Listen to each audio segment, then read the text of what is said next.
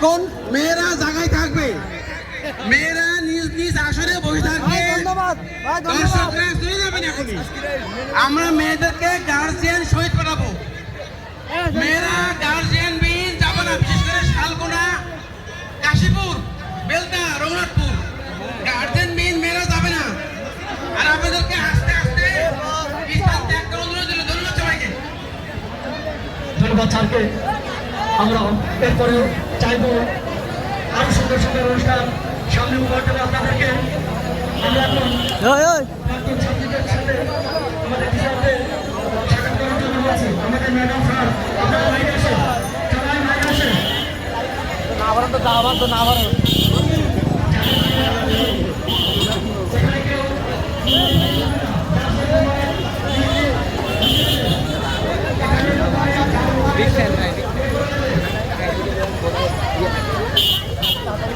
সবার ভিডিও দিলাও